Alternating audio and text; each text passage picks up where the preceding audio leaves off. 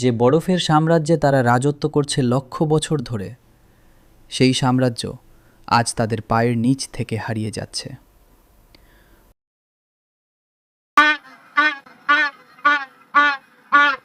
কোটি বছরের প্রাচীন বরফ আজ গলে পানি হয়ে যাচ্ছে মানুষেরই ভুলের কারণে।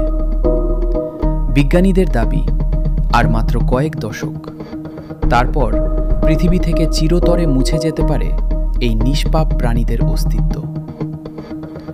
আমরা কি অবহেলাতেই হারিয়ে ফেলব প্রকৃতির এই অদ্ভুত সুন্দর সৃষ্টিকে?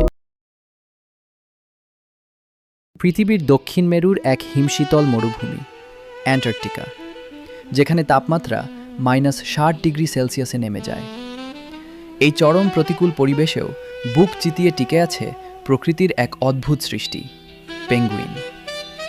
তারা উড়তে পারে না, কিন্তু বরফ আর সমুদ্রের মাঝে তারা অনন্য।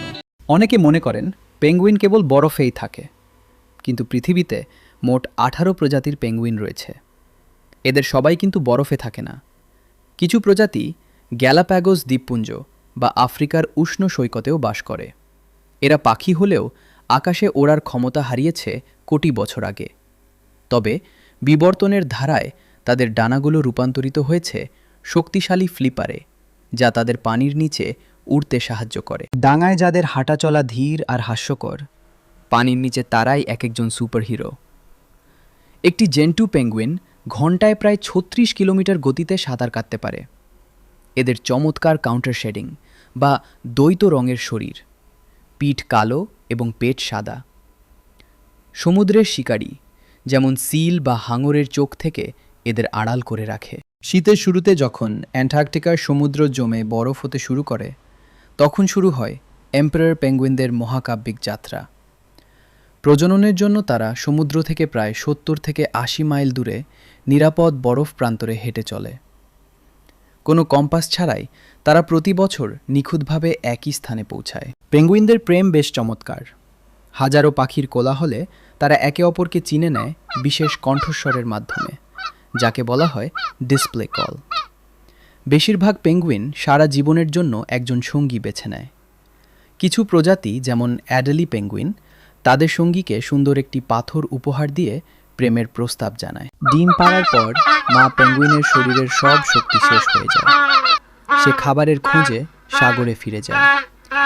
পরবর্তী 2 মাস অ্যান্টার্কটিকার ভয়ঙ্কর অন্ধকারের মাঝে বাবা পেঙ্গুইন না খেয়ে এক জায়গায় দাঁড়িয়ে ডিমটি তাতায়। এই সময় তারা একে অপরকে উষ্ণ করে, যাকে বলে হাডলিং। অবশেষে আসে সেই মাহেন্দ্রক্ষণ। ডিম ফুটে বের হয় নতুন প্রাণ। ঠিক একই সময়ে মা পেঙ্গুইন পেট ভর্তি খাবার নিয়ে ফিরে আসে। মা ও বাবার ডাক শুনে ছানাটি তার বাবা মাকে চিনে নেয়।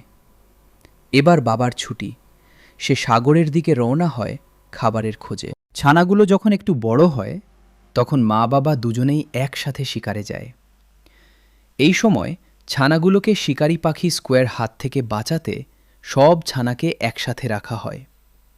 একে বলা হয় ক্রেশ বা পেঙ্গুইনদের ডে কেয়ার। কিন্তু এই সুন্দর প্রাণীদের ভবিষ্যৎ আজ হুমকির মুখে।